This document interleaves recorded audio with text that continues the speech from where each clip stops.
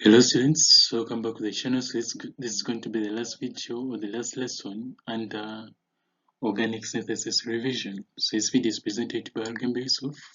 Like the video, subscribe to the channel and share the video to your colleagues.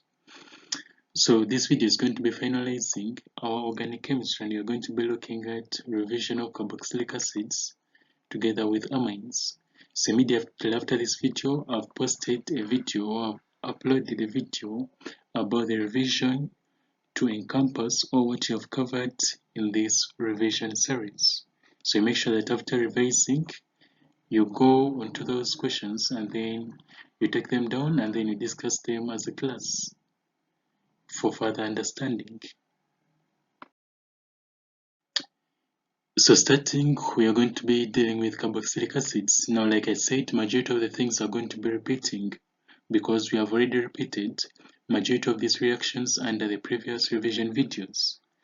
So one, we are going to look at the preparation of carboxylic acids. Now we saw that under the reactions of alcohols, that alcohols can easily be converted into carboxylic acids.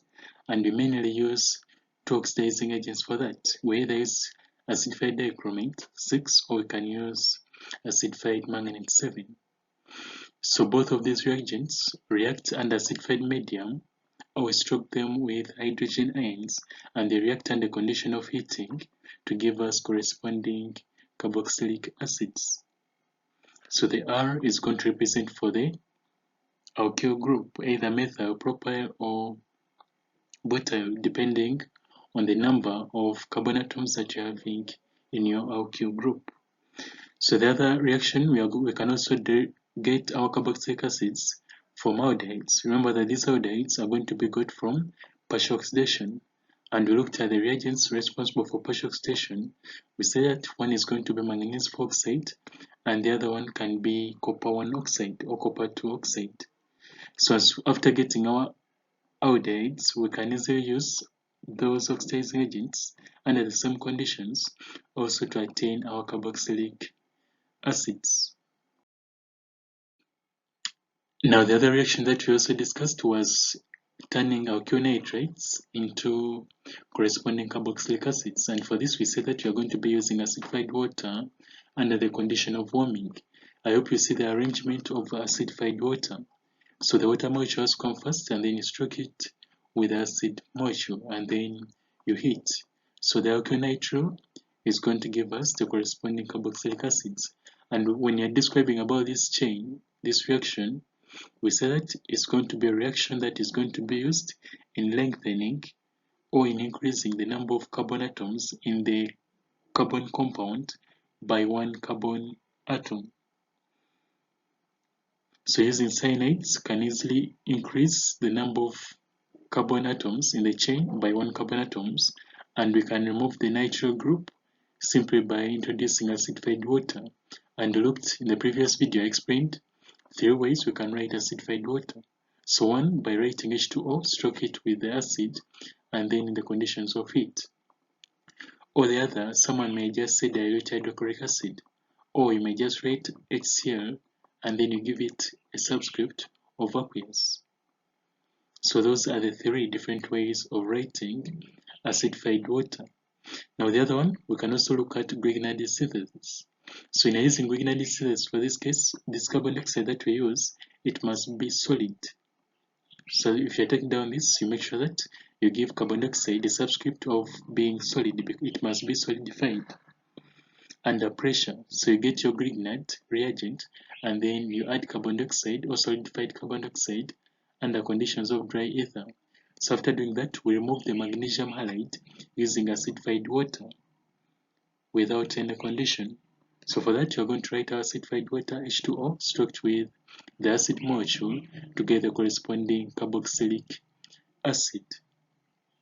Now you can also get some of the carboxylic acids such as benzoic acid from methylbenzene. We looked at this reaction under methylbenzene.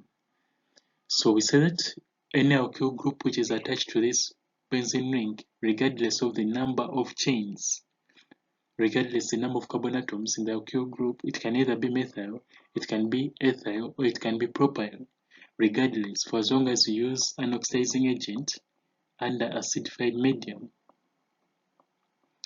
So if you use acidified manganate 7 and then we heat with any benzene ring attached to an alkyl group, we are going to get benzoic acid. I repeat, it does not depend on the length of the chain which is attached to the phenyl group. It can either be methyl, like for this example, it can be ethyl, or it can be propyl. But for as long as you heat it with acidified manganate 7, you are going to get benzoic acid. So all the other carbon atoms will get eliminated, and then we get one product, which is always going to be the benzoic product, or the benzoic acid. So other reactions that we can look at, they are going to involve reaction of sodium or sodium hydroxide or inner salt of sodium with carboxylic acids. Now whenever these compounds react with carboxylic acids or react with a compound that contains the OH group, they just substitute for the hydrogen atom, and then they leave the carboxylate group present together with the alkyl group. So if you're having sodium, sodium metal just replaces this hydrogen atom to give us hydrogen gas, and then we form a sodium salt of a carboxylate group. Same applies to sodium hydroxide. So the sodium replaces this hydrogen atom, and then this hydrogen ion that has been replaced joins to the hydroxyl to give us the water molecule. Same applies to hydrogen carbonate. Sodium replaces the hydrogen atom to give us a salt, and then the hydrogen carbonate combines with the acid ion to give us the carbon dioxide together with the water molecule. So that's how it goes. Now going to the next step is going to be the esterification reaction. Now esterification reaction, we looked at this reaction under alcohols, and we said that for this reaction to be possible, we need to have a carboxylic acid together with an alcohol, but this must be under an acidified medium. That's why I told you that you need presence of concentrated sulfuric acid or hydrogen chloride gas to donate the hydrogen ion that will induce this reaction to take place. So after introducing the acid, we need to some bit of warming so that we can form our ester. And this is a very common reaction in the organic practicals, where you get that sweety fruity smell. So we can say that esterification can also be effected simply by using acid chlorates. So now let's look at the formation together with the reactions of acid chlorates. Now when you're forming acid chlorates, when they're reacting with carboxylic acids, for them they substitute for the OH group. So in a carboxylic acid, when you react it with any halogen carrier to give us an halogen, it replaces the halogen atom, replaces the OH group. So, but we say that you are going to be ignoring other reagents and you are going to be strictly sticking to phosphorus pentachloride. We say that we are going to avoid completely the word reflux in our work. So if we react this carboxylic acid with phosphorus pentachloride, there is no condition required. What it does, it replaces the OH group and then we remain with the acid chloride. Other reagents can also be used by the required conditions which you don't want. So let's use the simple one, which is going to be phosphorus pentachloride. Now we can also prepare esters simply by reacting acid chlorides with a corresponding alcohol, and for this reaction it can either react with presence of an acid or without presence of an acid. So this was supposed to be an ester. So first, that's how we prepare them from carboxylic acids, and then you react it with any alcohol to get a corresponding ester. Now let's look at formation of amines from this acid chlorides. Now if you're having an acid chloride and then you react it with concentrated ammonia, now for this you need to be very specific. You need to write conc ammonia and then you write the corresponding product. What it does, it replaces the halogen atom with an amino group. Or if you want to lengthen the chain, you simply write a primary or secondary amine with the number of carbon atoms that you want, and what it does is that one hydrogen atom from the nitrogen is going to react with the halogen atom. So for this case we're having chlorine. So one hydrogen atom from nitrogen reacts with chlorine to form hydrogen chloride, and then the others combine to give us the corresponding product. So we're going to say that amides are going to be particularly useful in the synthesis of amines, like this one, What it does, hydrogen atom from nitrogen reacts with the halogen atom to form an halide, and then the others all combine to give us a uniform product. It's as simple as that. That's why amines are very easy to synthesize. So now let's look at a very common way of preparing amines when you're having carboxylic acids. Now this is the easiest because it does not give us a mixture of products. So what we need is going to be solid ammonium carbonate and then we heat. So this condition for a moment is going to be unnecessary because we already having it here.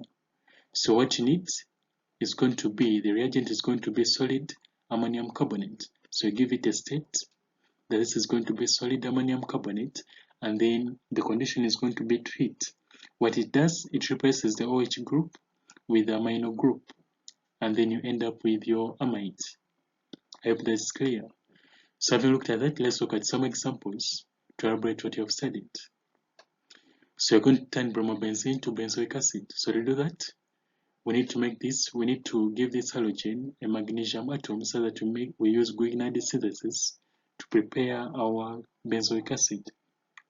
So introduce magnesium in dry ether. Always don't forget dry ether whenever you're using Grignard synthesis. So from here we say that if you're using Grignard, always carbon dioxide has to be solidified. So you make sure that you indicate a state of solid as a subscript of carbon dioxide. So in dry ether is going to give us this compound. Now to remove the magnesium halide, we have to introduce acidified water. So to do that, we write H2O struck with the acid ion, and then we are going to get our benzoic acid. So after that, we also convert chlorobenzene to benzoyl chloride. So we have already explained up to this step. So for us to turn this into benzoyl chloride, we just need an halogen carrier to give us an halogen that is going to replace this OH group. So for this case, we use thionyl chloride, but thionyl chloride has a condition of dry ether. So to avoid that, the easiest step would have been to use phosphorus metachloride. So if you use phosphorus metachloride, it is going to replace this OH group on the benzoic group or on the carboxyl group, and then we get our benzoyl chloride, which is going to be of the following format. I hope that's clear. Now further examples are going to include the following. So since we have already talked about all these steps, you can pause the video and then you try to take down the notes. Now remember, for this reaction you say that potassium cyanide must be struck with ethanol. The only condition must be heat. So it's the one which must be down the arrow. And then you say that when you're dealing with synthesis, you make sure that you're not used squared arrows. Always use diagonal together with straight arrows. Do not use squared arrows. So for this, you can also use thionyl chloride in dry ether to prepare an acid chloride. Or simply, you can use phosphorus metachloride. You're going to get the same product like we got here, or we got above. And then we say that the easiest way to prepare an amide is to get solid ammonium carbonate and then we heat. There's no need of excess acid, so you eliminate that. You get your ammonium carbonate, and then the only condition you need is going to be to heat. So this is showing you the alternative route that can take you straight away to the product which is desired, or you can take this route also to reach to the same product.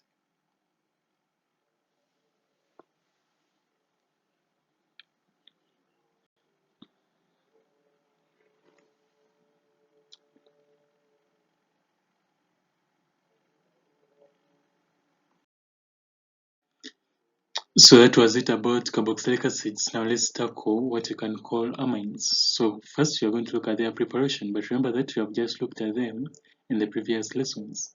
So you can easily get amines from alkyl halides simply by getting ammonia and then we put it in ethanol and then we heat it in sweet tube. And you're going to get both primary amines, secondary amines together with tertiary amines. So you're going to be getting a mixture of products. It's going to be the same thing with this reaction, though here is showing you that for this case we are going to be lengthening the length of our carbon chain by the R group that you are going to have introduced onto that amino group. Now you can also prepare amines from alkyl nitrides simply by reducing them using lithium aluminium tetrahydride. And whenever you're using lithium amine tetrahydride, we always use it in dry ether. Never forget that. So what happens is that it reduces it by giving this carbon atom two hydrogen atoms. It also gives the nitrogen atom two hydrogen atoms.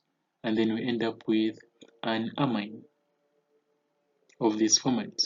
So lithium amine tetrahydride gives the carbon atom two hydrogen atoms. It also gives nitrogen two hydrogen atoms. And then we end up with a product of the following format.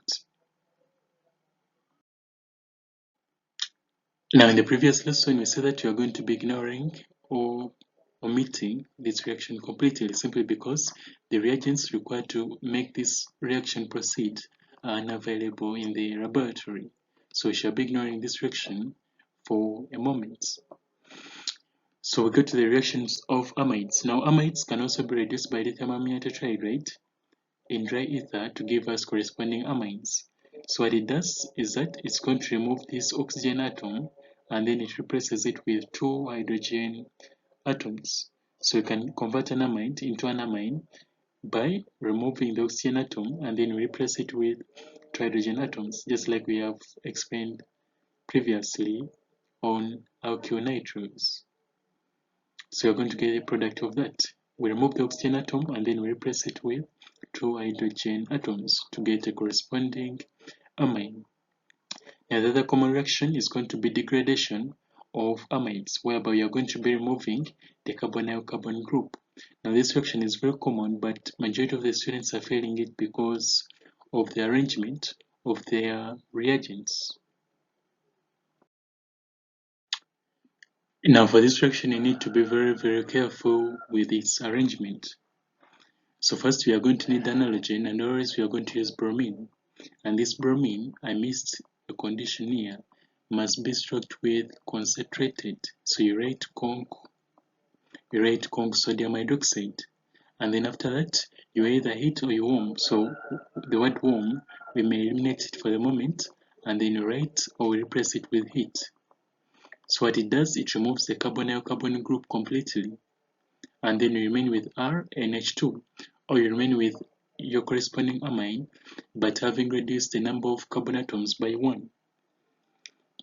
Now you can also reduce oximes using lithium amine tetrahydride.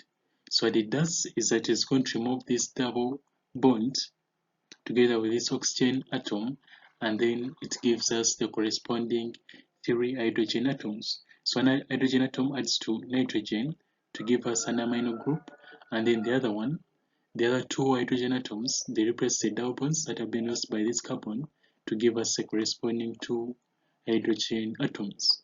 So you need to be very careful with oximes.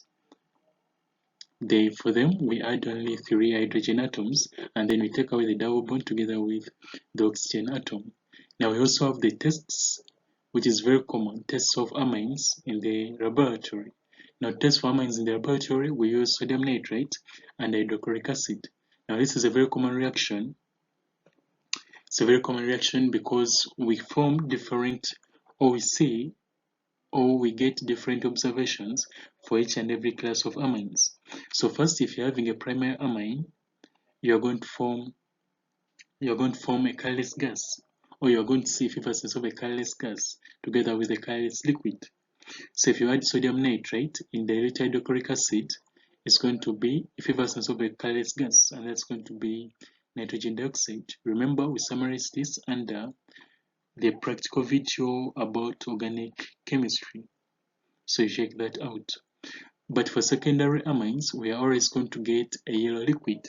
So the observation for that is going to be a yellow liquid, unlike primary and tertiary amines. However, for the tertiary amines, we are not going to get an observable change. So for that, simply because the reagents that we use are colorless, and also what you're going to be forming is going to be colorless. So if you're writing observation, you simply say no observable change. For secondary, we say a yellow liquid is formed. But for primary, we say effervescence of a colorless gas. Do not state the gas because you cannot see the name of the gas when you're observing something. So that was it. That was it about aliphatic amines. Now let's look at also the amines that carry the benzene ring, and specifically here we are going to be looking at phenylamine. which is also called aniline, or which is also called aminobenzene. So first preparation, which is very common. Now for this reaction, the main mistake that's done by students is going to be the arrangement or the missing of numbering of the reactions that must occur. So this reaction takes place in two procedures or into steps. So step 1 is going to be the reaction of tin with concentrated hydrochloric acid under conditions of heating, and then later we subject it to concentrated sodium hydroxide to induce the reaction so that we can get our phenylamine. So for this, you make sure that when you're writing this reaction, you don't forget the numbering of your reagents and of your reactions, because it's a two-step reaction. So first, the first condition is going to be tin in hydrochloric acid, and then you heat. Then later we introduce in our sodium hydroxide so that we can attain our phenylamine. Now the next one is going to be reduction of nitrobenzene straight away to phenylamine. Now this is quite advanced, and we discourage students from using this particular reaction simply because it's not verified by more than 2 textbooks. So we shall be ignoring this reaction for a moment. So proceeding, let's also look at the reactions of phenylamine or aniline or aminobenzene. Now just like phenol, also phenylamine reacts with bromine water to give us what you call a white precipitate. And it's going to be a white precipitate of 2,4,6-tribromoaniline. We also looked at this under practicals. So you get your phenylamine and then you react it with bromine water. To indicate that it's going to be bromine water, you write bromine with a state of aqueous. That's going to show us that that is bromine water. And then the products are going to be a white precipitate of 2,4,6-tribromo-phenylamine or tribromoaniline together with hydrogen bromide. What happens is that at each of this corner, all the hydrogen atoms that have been replaced, they react with other bromide ions to give us 3 molecules of hydrogen bromide. Now you can also use aniline to prepare diazonium salt, which is benzene diazonium chloride. And the conditions for that is going to be sodium nitrate in dilute hydrochloric acid at a temperature between 0 to 5 degrees Celsius. But for this, when you're presenting it in the examination, you do not write a range. You have to specify a temperature within that range. So specifically, you write 0 degrees Celsius. Do not give an examiner a range of temperature. You specify that temperature within that range that you know, so that we can go with a constant fixed thing. So phenylamine under sodium nitrate in dilute hydrochloric acid at 0 degrees Celsius can give us benzene diazonium chloride, which is used in multiple reactions. So let's make a summary about the reactions of diazonium salt. So this is going to summarize all the reactions of the diazonium chloride. Remember that you looked at each of these reactions in alkyl halides together with alcohols or phenol. So you simply write a summary of the reactions undergone by diazonium salt. So what you need here is you just need to know how to prepare it, because it can give you multiple products that can be your final answers and the solutions required for your organic synthesis items or questions. So you pause the video and then you take that summary.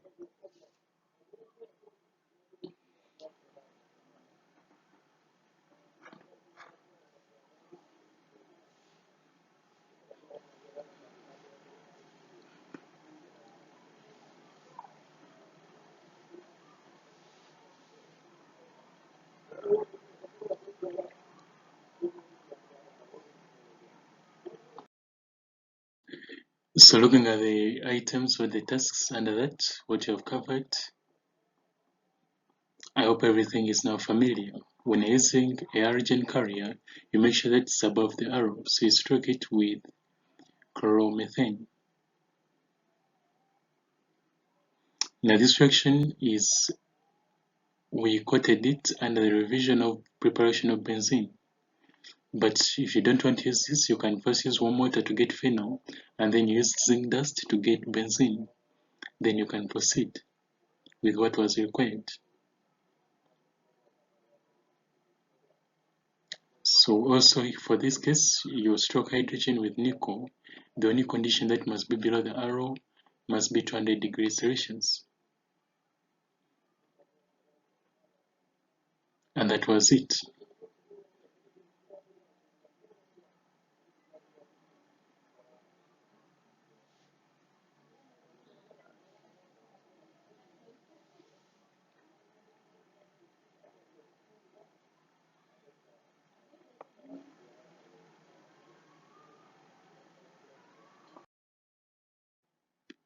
Now this is going to be another summary of diazonium chloride with benzene ringed organic compounds. So if it reacts with phenol, we always get a yellow or orange precipitate. But if it reacts with naphthalene, we always get a red precipitate. Now this is very important is very important for laboratory purposes. When we react it with aniline, we are always going to get a green precipitate in the following format. We looked at all these mechanisms under the video of amines that represented still in the organic playlist.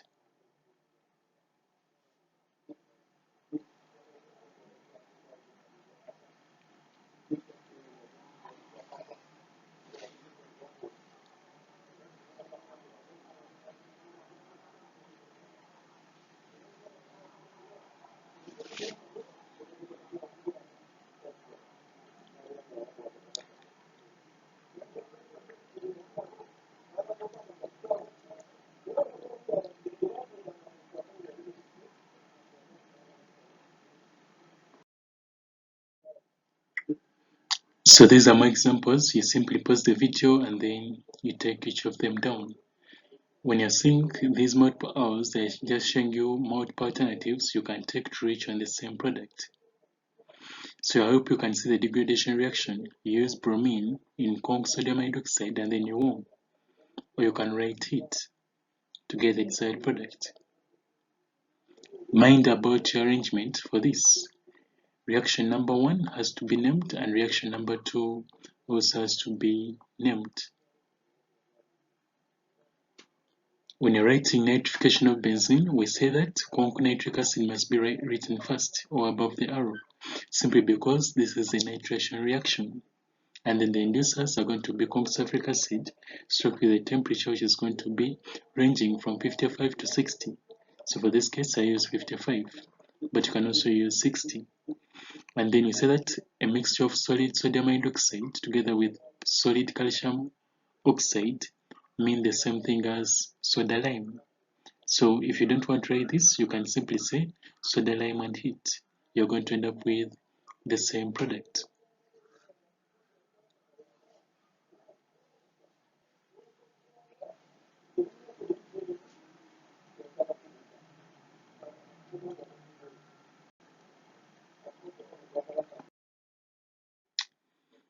And lastly, this is going to finalize our revision. So after this, you make sure that you hop onto the next uploaded video about organic assessment, organic synthesis assessment, to test out your understanding about all the lessons that you have had about organic synthesis revision.